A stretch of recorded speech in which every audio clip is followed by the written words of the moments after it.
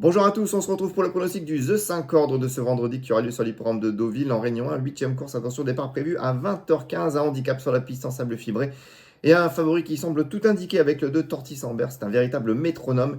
Il ne cesse de faire parler de lui et ça fait 2 fois qu'il laisse de gros regrets pour la victoire car il a joué de malchance. Si ça se goupille bien, il ne devrait pas taper loin. C'est le favori béton. En deuxième position, je lui oppose le 8 Talentuoso. Fin novembre, c'était pas mal avec une belle quatrième place. Il a confirmé depuis en prenant une excellente deuxième place, prouvant qu'il était proche d'un succès lui aussi à ce niveau. Et il forme donc l'opposition directe à mon préféré. En troisième position, attention, numéro 7, Alf.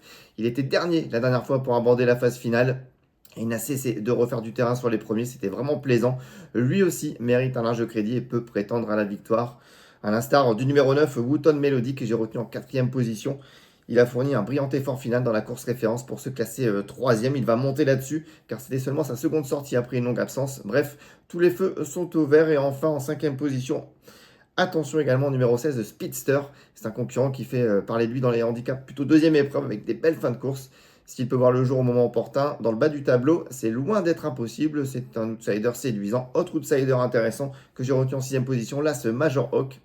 C'était pas si mal la dernière fois, avec une bonne sixième place à l'issue d'un bon parcours. Il doit pouvoir grappiller un lot et pourquoi pas pimenter les rapports en regret. J'ai retenu le 15, Léo Parduccio. Sa dernière sortie est vraiment convaincante à Chantilly. C'était sur plus long. Il a le droit de prétendre aux accessites, mais on ne peut pas tous les retenir. En tout cas, à glisser dans un champ réduit ou en cas de non partant. Je récapitule mon choix, le 2, le 8, le 7, le 9, le 16 et le numéro 1. On va passer maintenant à ma petite folie. On va aller du côté de Pau en R2 dans la 7e course avec le 13 Touquetoise. Un départ prévu à 14h53. Elle vient de bien tenir sa partie à ce niveau tout en ayant été très gênée dans la phase finale. À cette occasion, elle a été très chuchotée avant le départ. Il n'y a pas de fumée sans feu. Je m'en méfie tout particulièrement. Ensuite, j'ai 3 repérés à vous recommander. On va aller du côté de Deauville en R1 avec tout d'abord dans la première course, départ prévu à 16h03 avec le 7 Excessiveness. Elle vient de mieux courir que ne l'indique son classement sur le parcours qui nous intéresse. Assez loin, elle n'a pas eu toutes ses aises dans la phase finale. Elle a ici une belle carte à jouer. Ensuite, toujours à Deauville en R1, dans la deuxième course avec le 2 Step Side Bell. C'était également pas mal la dernière fois. Une première partie de parcours pas forcément idéale, en ayant dû progresser nez au vent. Ensuite, le parcours s'est amélioré.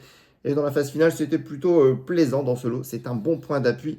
Départ de cette épreuve à 16h38. Et enfin, R1 Deauville, avec dans la 7e course, départ prévu à 19h33, le 4 Picane. Elle a un peu manqué son départ la dernière fois, elle a concédé de précieuses longueurs.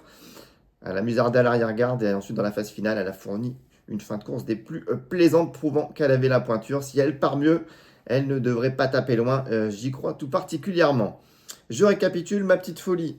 R2 à Pau, avec le 713 Touquetoise, les repérés R1 107 Excessiveness, 202 Step Side Bell et 704 Picane. Et mon combiturf, le jeu de The Turf où on peut combiner ses chevaux sur plusieurs réunions, sur plusieurs courses.